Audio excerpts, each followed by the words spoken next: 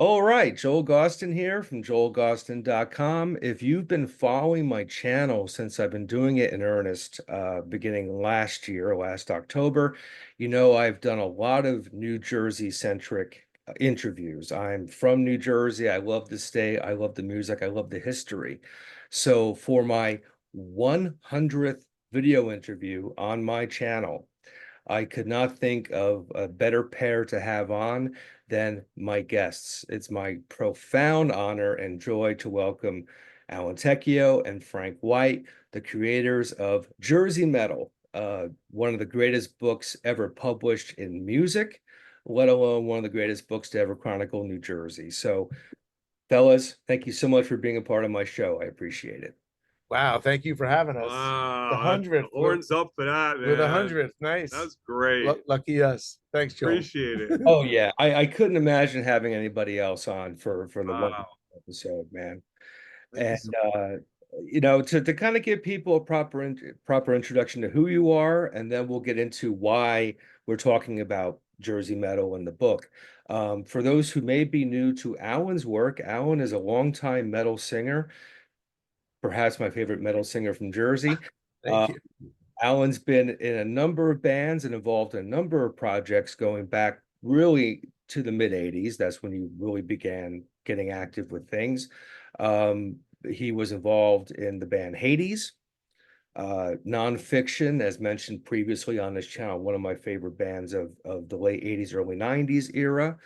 Was also the singer for Watchtower, a classic progressive metal band, Autumn Hour, just tons of stuff. And in the video description, I will include links to Alan's current projects so people can check out what he's been doing.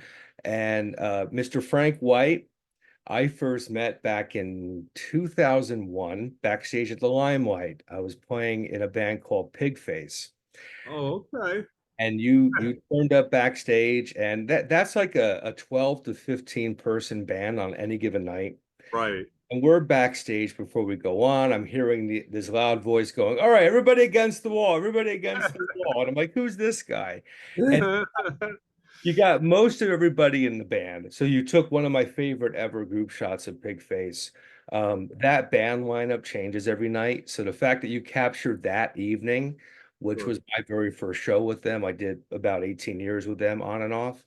So at the Limelight, before the Limelight went down backstage with those people, you took that photo. And a couple years later, about a year and a half later, I ran into you at Don Hills when you photographed the Undead, who I was playing with at the time. So Right. I We did a photo session downstairs in the basement, right? I think. yes, yes, we did. Yes, I have Uh, the photos still. yeah, I've got the 8x10s. We had connected when I lived in LA, gosh, about 20 years ago, and I got some from you, so I still have those here. That's Um, so I met you kind of on the other side of things. I was a subject when you and I first crossed paths, and Me and too. Me too. yeah. it's kind of amazing. So the reason why the reason we're gathered here today is, and because my filter isn't as reliable as your non-filter, please hold up the Jersey Metal book and give people an idea. That is the Jersey Metal book. It's the current revised edition. And flip it to its side, man. Show the fact that this is a phone book size history. It's super fat. Yeah. This is 2.5 years of Frank and I toiling away at a computer and and his lifetime of photos It's a heavy book. in all kinds of ways. Yeah. Yes, absolutely. And right off the bat, it's a stunning piece of work. Thank you. Hell, there's just love and heart and soul into this thing. It's a subject that's very dear to my heart, especially Thanks, Joel. I was born in 77, so I kind of missed the boat entirely. I got more into the scene late 80s, early 90s. You know, Al, and you were doing nonfiction and all that sort of stuff. And that's a whole other conversation. But this book primarily focuses on 1969 to 1986. The bedrock, so to speak, of the scene. Yeah, well, let's start there because you say it's the bedrock. what was that span of time pretty much a given right out of the gate? Like these are the years you're going to be looking at, or was there some back and forth? Uh, I wanted to start around 1969 because that's sort of like when it was the Woodstock era and Black Sabbath was playing around, and so was Led Zeppelin and Mountain and Alice Cooper. And those are some of the bands that got people from New Jersey interested in wanting to become a band as well and start playing out. And a lot of them started out as like cover bands. Right. And that transcended to tribute bands and original bands. And that's how the scene pretty much got started in New Jersey. In my opinion, the next book, which is going to be 87 to 2004, is like the real meat and potatoes. But to Frank's point, the first book sets the stage. Otherwise, the second book would be like, where did this scene come from? How did it grow organically? Like, and this first book tells that story. Absolutely. Um, as much as I love the book, I've published books myself. And I'm looking at this and I'm seeing on every page the amount of work that went into like every turn of the page on this thing. And part of me thinks, obviously, thank you guys for doing this. But secondly, these guys have to be fucking nuts to even attempt this kind of project with this detail. I mean, you're not just throwing a bunch of old flyers on a page, Right. you're detailing things, you're writing essays about different eras and significant events in Jersey during these years. So to bring it all back to the beginning, whose crazy idea was it to actually do something like this? It was mine. He's crazy. Yeah, I mean, I've been a music photographer for almost 50 years, and so I lived in Jersey pretty much almost all that time, and I was able to capture, bands playing in the club scene, the small theaters, the arenas over time through my own wanting to be entertained, but also to bring home a personal souvenir, and then having people notice my work by selling it locally, and then it became a national, international uh, job for me.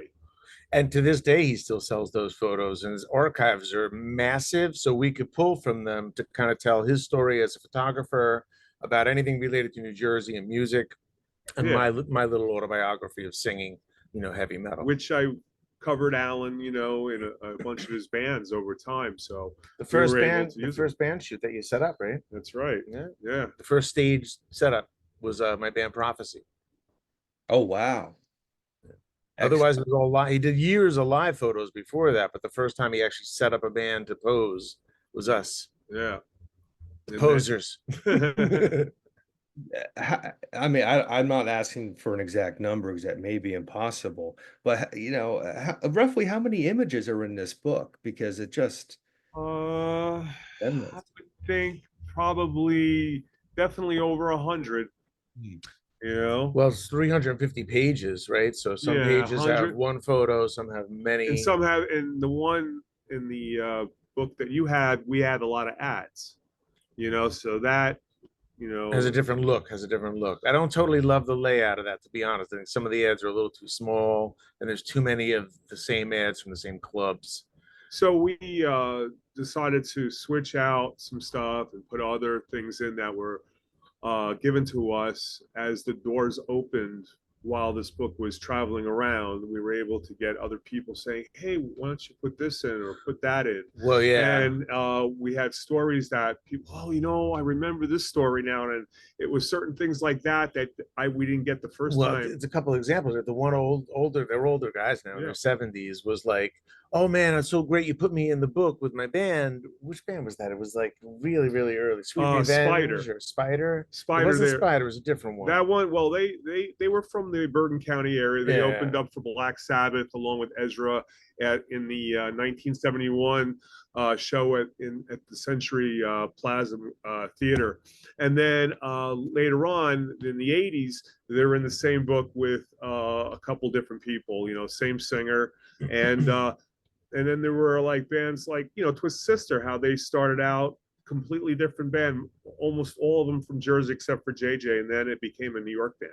Yeah. So things changed in the book, because of just people, coming and going, Yeah, over but the time. bands, those new bands like that, those older guys were like, I wish I could have told this story. And now we could because we were revising the book. Yeah. So we were able to add their stories. And there was a lot of And South Jersey people that were like, there's not enough South Jersey in here. So we were able to add a lot of stuff from South Jersey, Jackie Bam Bam stuff, and yeah, and Bonnie's and Bullwinkle. yeah, Mike Mimic Bullwinkle, he booked a lot of the shows down there in South Jersey, and so he had all this information to give us, and we really appreciate it Yep. from him. So So we changed the book in that way to add more content. yeah, and we also got a story from Metal Joe about him hooking up with Slayer at his That's a house, great and story. then they ended up going out to Long Island to record Live Undead with him and 15 radio station winners from WBAB. In the freezing cold. And it was because Metal Joe had this, big voice. And so he would always yell out, Slayer. So if you listen to the recording, you'll probably hear Metal Joe screaming that word. And then the 15 other kids were making the rest of the cheering for the show. That went on like in a recording studio. Fantastic. Well, that's a great point. You mentioned Slayer, and one thing I want the viewer to know is yes, the book is called Jersey Metal. So clearly it focuses on the Garden State.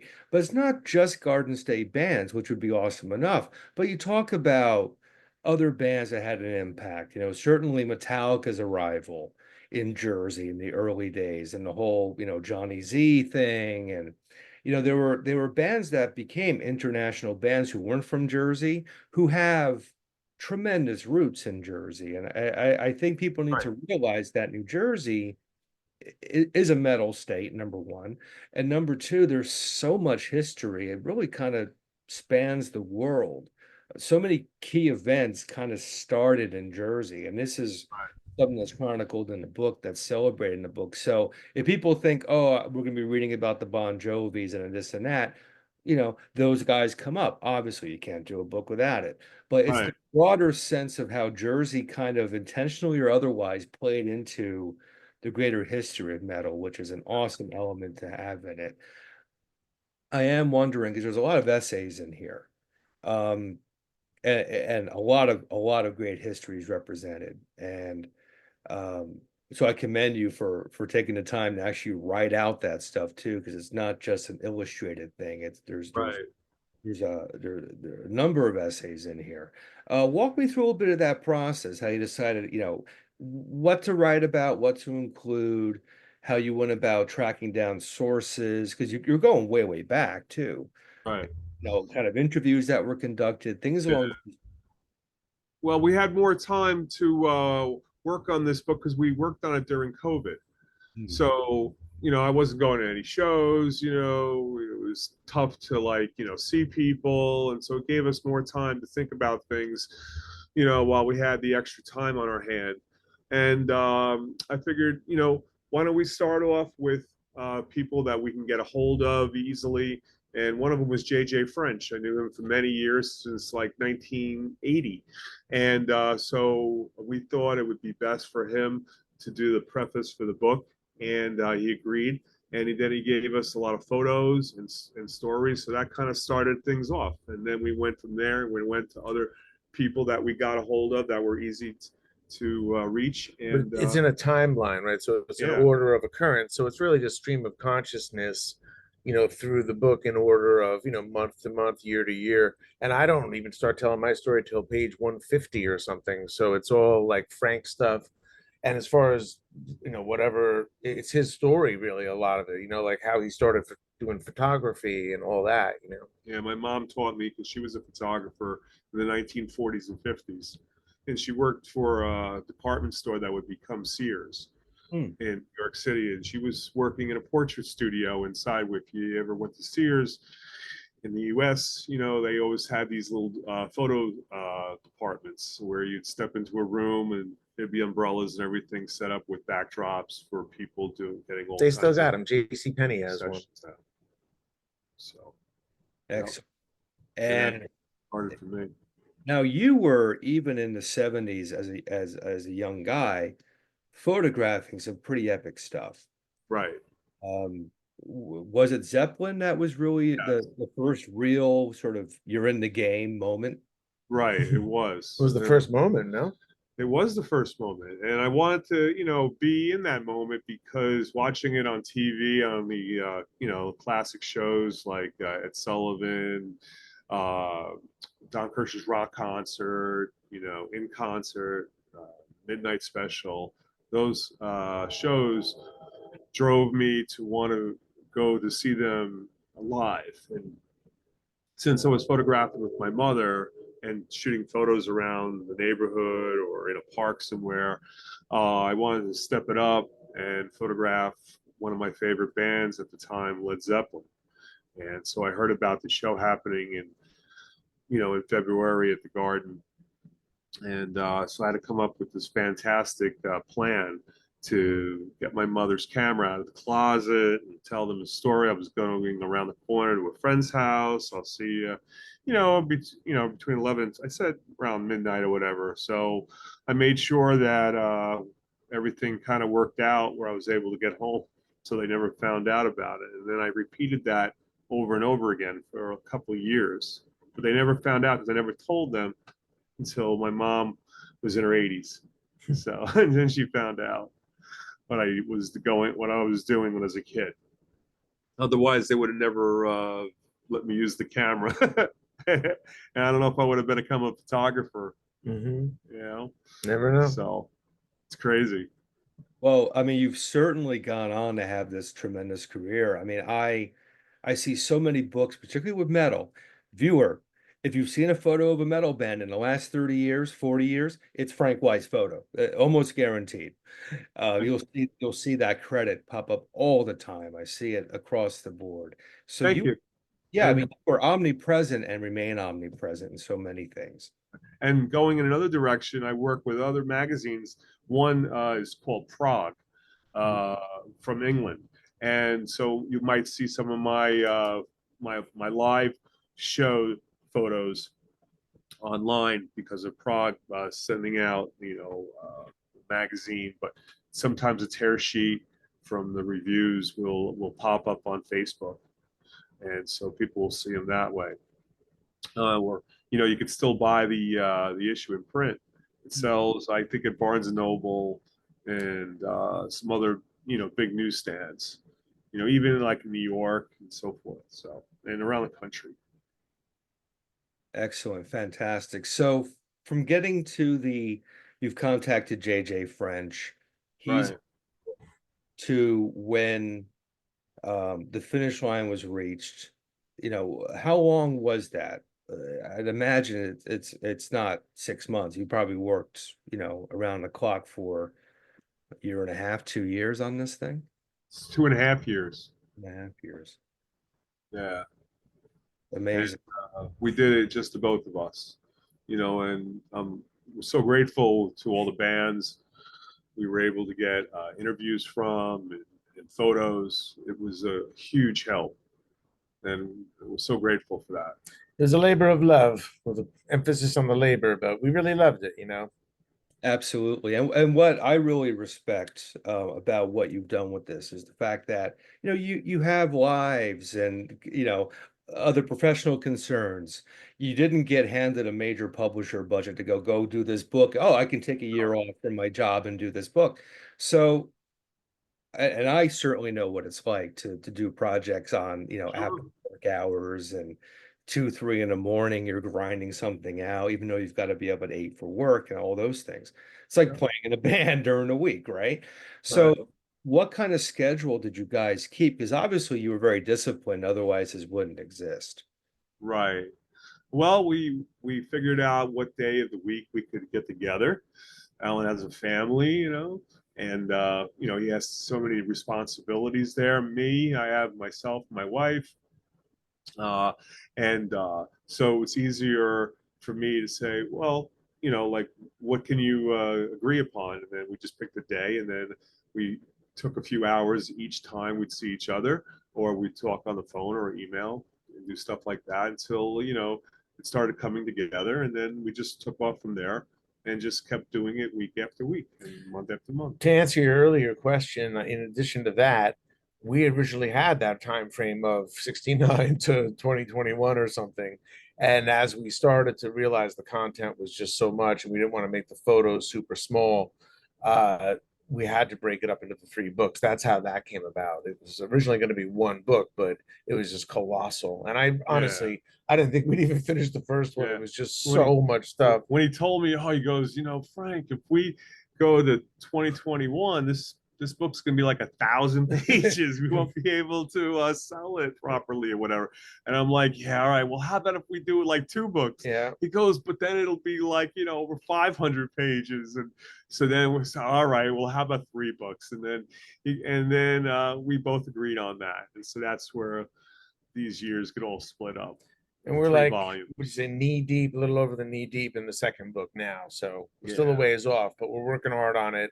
Tonight's our writing night, so we're And working on it. and Bobby Steele is in our book Oh from the yeah. 99 album. There was a metal We album. laid out that section on him. It looks cool. Yeah. Excellent, excellent.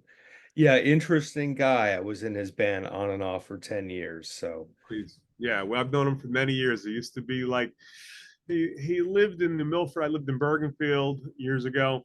And if my street continued on into his town, because it was a little creek there in the mill, he'd be on the street that I lived on, just in the Milford. That's all that separated that. So that's how close we were. It's crazy. I have a couple questions about the research.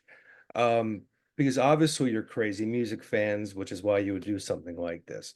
So as you're each, so a question for both of you, as you are each kind of digging through all this history and sort of, you know, pulling out things to include and what not to put in there or what have you. Did you discover any particular bands that you're like, oh my God, this is amazing. I had no idea this even existed, that you later embraced and realized, were sort of lost gems along the way? Yeah, I mean, we I kind of took a while to write down, the different bands I was looking for the book, and then there would be like some negatives that maybe I didn't look at for like the last 30 or 40 years. I'm like, oh wow, this would be a great photo, So there were moments like that, and pictures of myself that I would never think about putting into a magazine, and now here I'm putting it into a book. So yeah, there were definitely times during this process where I thought there were things I would never see the light of day, and now it's for anyone to see. I don't know about bands that I didn't know about and new sounds that I, missed out on. I knew pretty much every band on some level.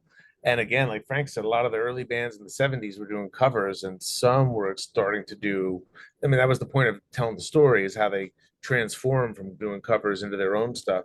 TT Quick's a good example. Yeah. But TT Quick, I know all their stuff and I like it. And it's, I didn't discover that. So I don't think I discovered anything new. I think maybe in the next book, because we're doing like stuff about incantation, these different bands that Yeah. I didn't really get into that much back then. And I literally just stayed with Henry from Revenant down in North Carolina last weekend. Who's going to be in there? Yeah, he writes the foreword on the second book, and it's awesome.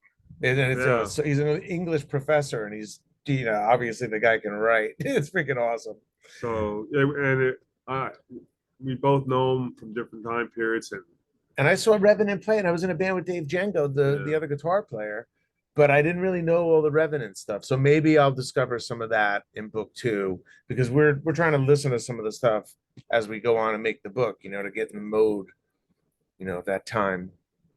It was cool for me to flip through it and see names and faces from back when I first started actively following the local music scene, which would have been like 87, 88.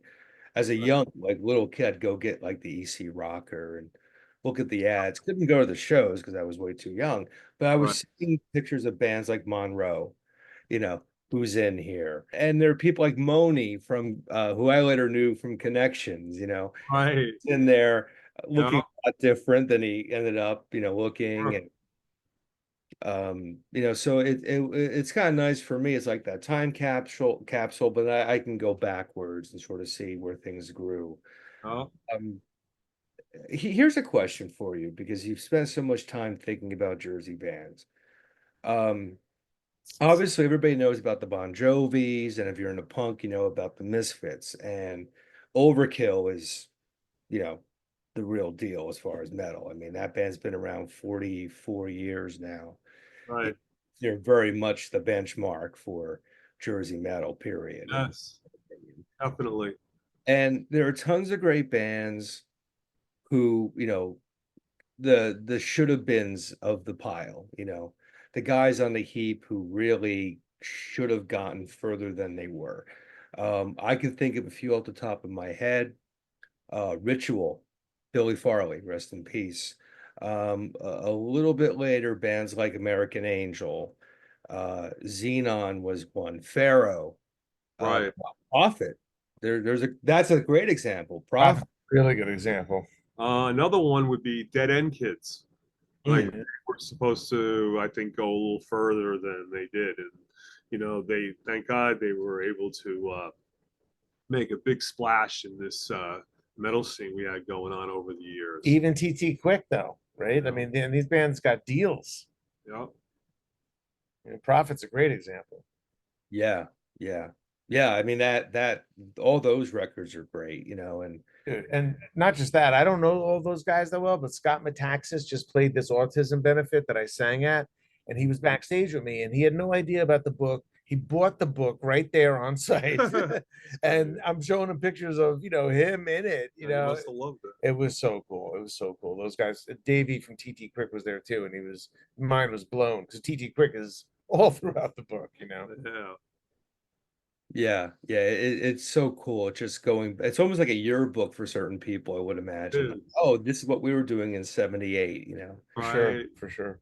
Oh, Um, let's talk about the sticky and icky part of publishing a book. I've self-published things myself. This is a self, this book is self-published. Um, let's talk price point for a minute. Because I think some people who don't have experience in the world of self-publishing think that the authors are gouging the consumer with the price point of a self-published book. So Right. I want to kind of make the point that it's not cheap to do that, because you're not publishing 100,000 copies of something at a clip. you know it gets a little bit pricier every time you reduce that number. um so the book is it $75 for the book currently? Do I have that correct? That's correct. Okay. yes. First of all, worth every penny. um but I'm kind of curious because unless you hold it in your hands and then you go, okay, yeah, this is worth every penny I'm going to spend on this. Um, what kind of response have you heard about the price point? Has that been an issue or anything that we can kind of clear up with that, in this conversation? It's exactly like you said, until it's in your hands, sometimes it can seem a little daunting. I've even brought it to bookstores and they're like, I'll never be able to sell a book for that much money. But then when they look at it, we didn't want to skimp. We could have done, a few color pages in there and everything black and white on newsprint or whatever and saved a ton of money, but it would never have looked nearly as cool. And we didn't want to do that. We wanted to put out something that was like a work of art. Not to say that we're artists, but we, wanted to No, put we something out are there. in We our own are, in our but own we would industry. want something that would stick out there and be out there for a long time. You can leave it around on a coffee table and even just thumb through it. Most people that I know don't even read it cover to back. They just pick it up in spots here and there, and that's how the way that we wrote it out, the stream of consciousness story, the storyline is it works, because you can just pick it up wherever. Excellent. Well, you were kind enough to give me the first edition. So as a postscript to this topic, I'm going to buy the revised edition because I owe you one. Thank you, Joel. Thank Uh, you. I We'll really do cost for you, brother. Cost, and the cost is, it's significant too. But again, you want the quality. That's all. That's all it's about.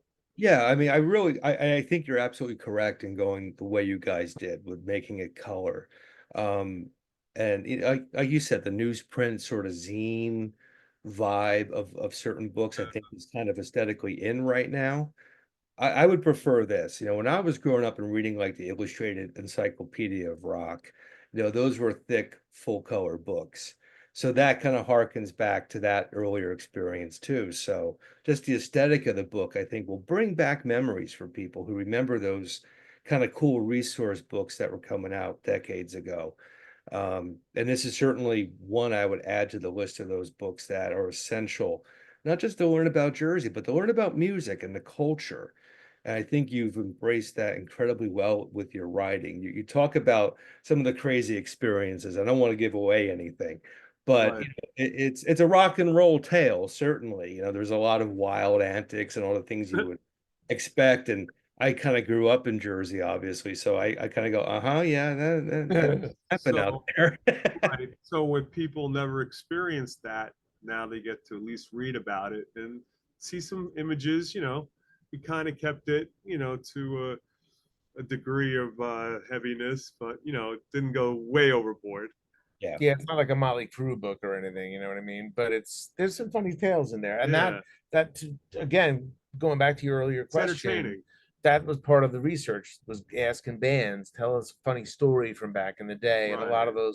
those cool stories came from us doing a Q&A with all these different bands. Yeah, I know plenty of them had them because I was part of some of them. obviously, going back to your work, Frank, I know you photographed a lot at Lemoore back in the day. Um, so there has been this relationship to New York as well, that, with Jersey, New York. You Right. mentioned Scott from Prophet. He played a Nuclear Assault for a bit, you know what I mean? So then you get into the whole, like, the whole Danny Lilker thing, John Connolly, you I know, know I worked with Nuclear Soul too. Wait, yeah. was Scott in Nuclear Assault? Davey Scott was later. was he? Dave Yeah. was on one album, Something Wicked This Way Comes. Okay. I I think thought it Scott, was I, Dave. I'm, Scott went with Dave, maybe. Yeah, makes yeah, sense. I'm pretty sure Scott got in there for at least that one record. Because of Glenn Evans. Yeah, yeah. Yeah, yeah. 'Cause I remember I would not forget a name like that on an album. Yeah. Scott So Metaxas. yeah. Yeah, I'm pretty sure. So I will correct myself preemptively if I'm wrong, but I'm 99.9% sure Scott had a little stint in Nuclear Assault. I Uh, wouldn't be surprised. Good.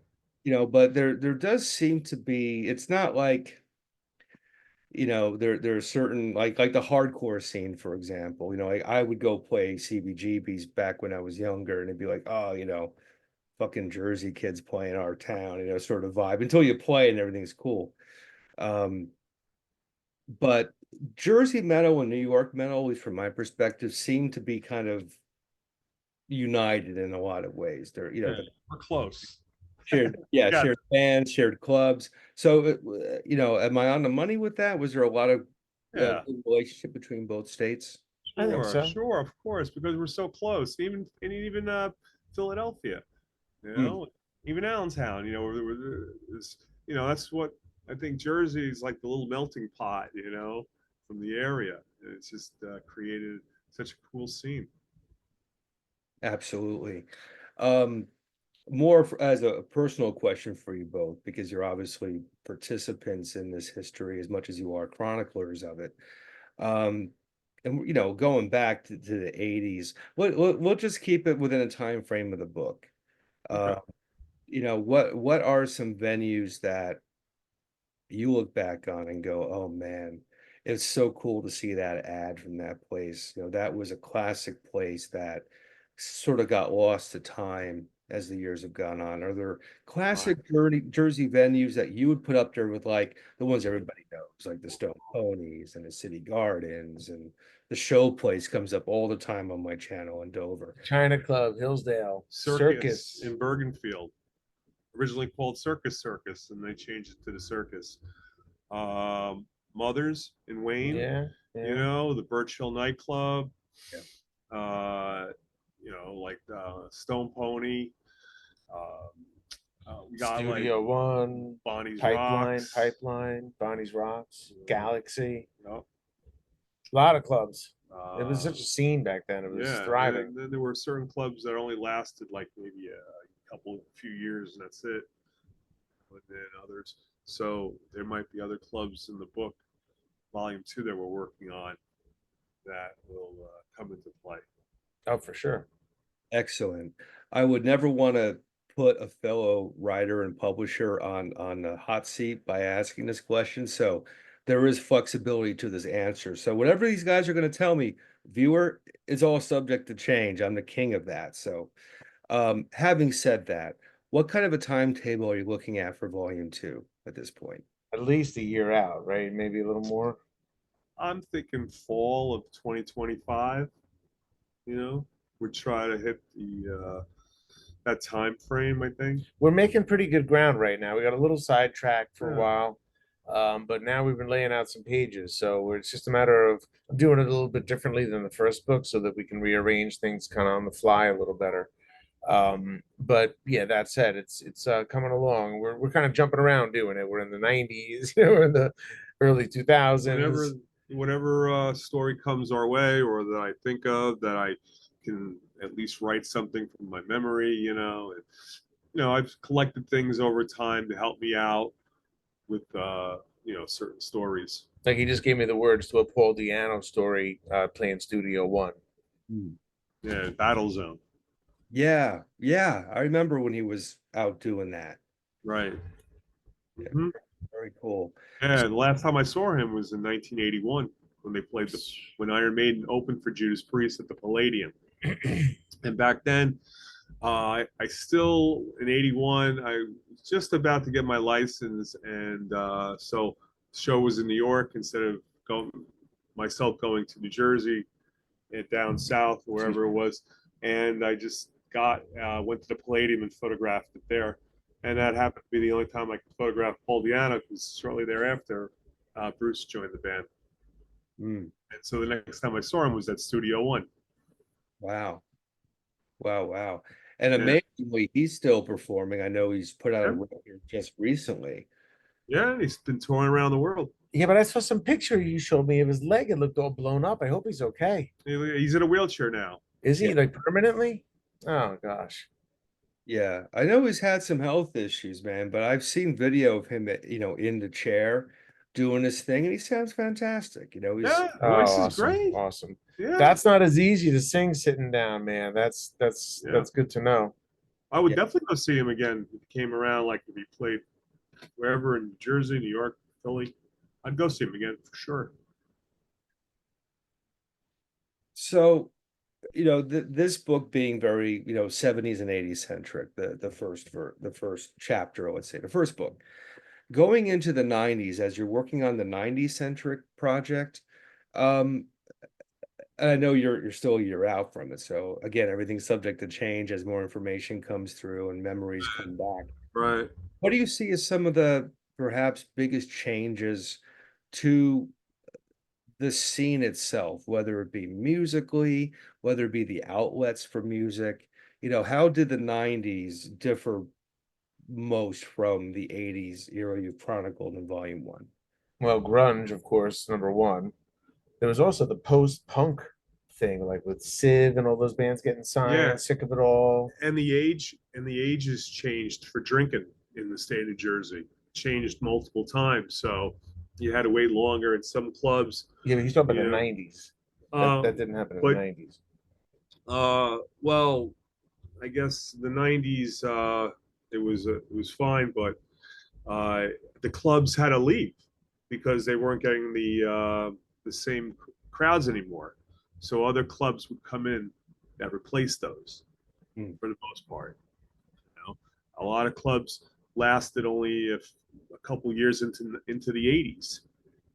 Circus being one of them, and then that changed hands. I think a couple times after that. That was a club, and now it's a Spanish restaurant. So some of these places that are still there, the buildings are there, but the places have now become eateries or maybe a bar or something. Nothing like where bands would play that. So that was one big way. And also, I think when grunge came in, yeah, it killed a lot of the bands that wanted to continue on. Hmm.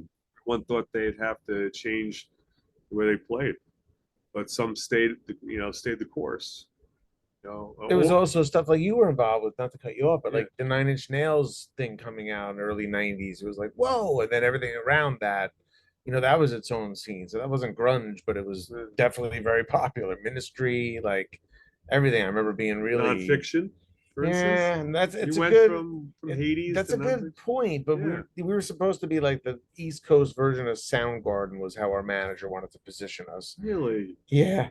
And Oh I was like, man, I'm like, we're much more like Sabbathy, So yeah. I think we have a much more metal kind of sound back then, but we didn't really make that big a mark. We were one of the bands that you were talking about earlier, Joel. And you thought I was gonna should have done something, and it's like, what the fuck? You just never know. Well, I've stated elsewhere on this channel that I think In the Know, the second nonfiction record, was one of the definitive recordings of the 90s. Always a big fan of the band. I thought you guys were really onto something when you were making that music. Thank That you. album in particular. Um, it was a cool vibe. I loved Hades as well. Um, It's a different thing. I tend to lean more towards nonfiction, but I remember when all that stuff was coming up when, nonfiction was a demo band, you know, With systematic. Danny Stasi, right? Yeah. Yeah, yeah, exactly. And of course, Monkey Pup, we got to throw Monkey Pup's name in the mix. Oh yeah. We have a killer photo of Chris Mills from Monkey Pup in the audience at City Gardens for Guar. That Hmm. first shot. Yeah, I was like not getting too close to them because I did originally when they played the Ritz, and I think they opened for like Murphy's Law. You And I don't know if they were headlining yet. got slimed. And so I got some stuff on me. So I made sure that the next time I saw them, I was in the audience, and so I can capture the whole thing. But I was able to get some backstage photos, which one of them is going to be in the book. It looks great. And then I happened to be in the audience. I stepped on, I guess, maybe a case or something, and I was able to shoot a little bit above the crowd. And I didn't even know at the time that I got Chris in the corner, and then he's like, it's like a profile of him, and they watched the band and all, and it was pretty crazy. And that whole show was Guillotine, Murphy's Law, The Mentors, and Guar. So it was one of the really funniest shows I He has went a to. great mentor story in the book too. Yeah, yeah. So it's all about Kentucky Fried Chicken and coming back, and he must have had something earlier on that El didn't agree Duce. with him, El Duce. and he Oh yeah. spilled his guts out all over the He place. puked everywhere. And I had a guy coming with me to the show who was sort of like seeing A budding photographer. concert for the first time, photographing it. And this is what he gets introduced to: someone vomiting all over the place out the van door, going down the main street there in Trenton, going to the show with a bunch of Kentucky Fried Chicken next to him. It's such a glamorous world that we live in, isn't it? Of With course, of course. wine and caviar every night, right? No, Yeah, no, it's Of wine. course. Dude, I read that audiobooked that Halford book. And yeah, to your point, I always thought that guy's living it up after these shows, and you hear what he was doing. It's like fucking sad. It's horrible. I feel so bad for him. He's good now, but shit, back then I never really realized. yeah. Yeah, it could be tough. I mean, I've known a few people who have toured at major levels, and the issue some of them have is they have this experience where they're playing for, thousands of people at an arena. And then, the last bit of pyro goes off and the confetti comes down and people are losing their minds.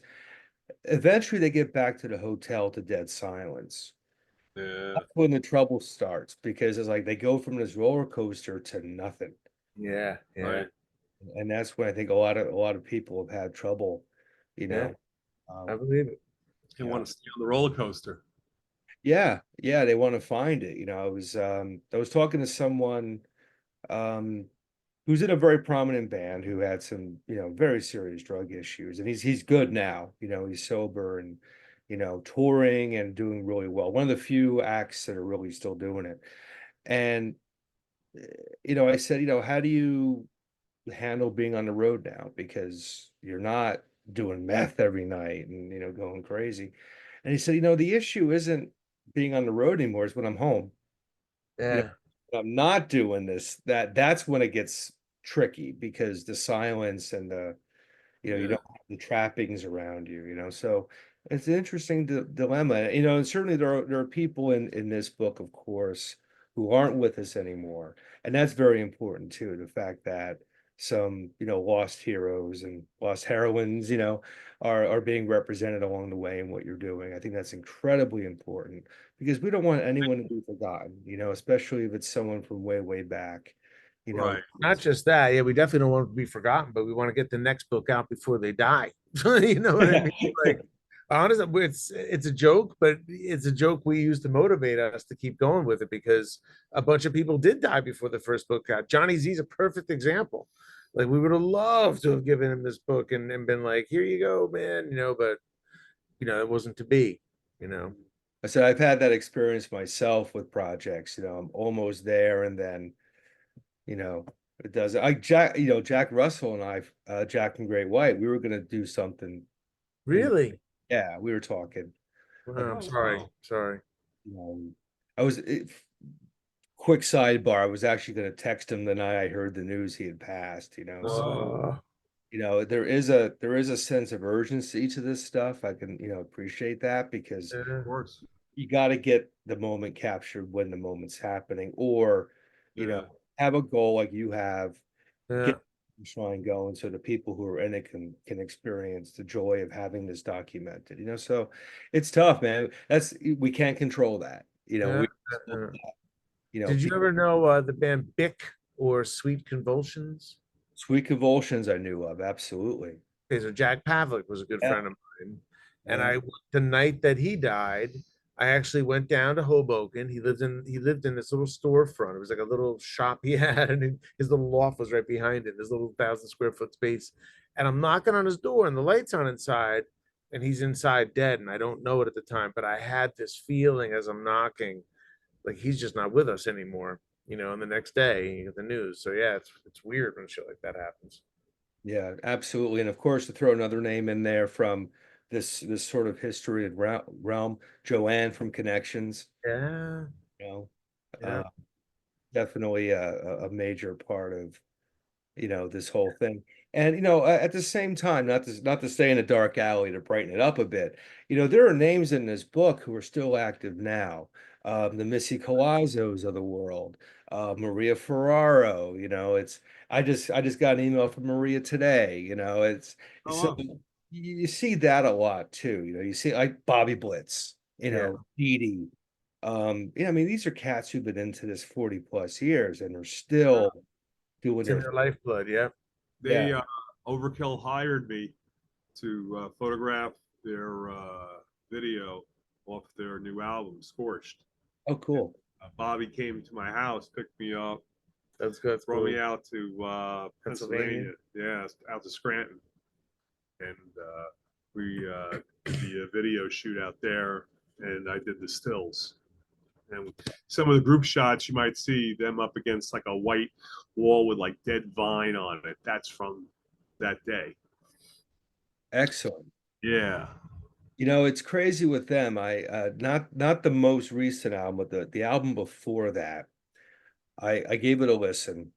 And I mean, everybody loves Overkill. I've got tons of Overkill records, but I don't have them all because there are a lot of them. You know, Sure.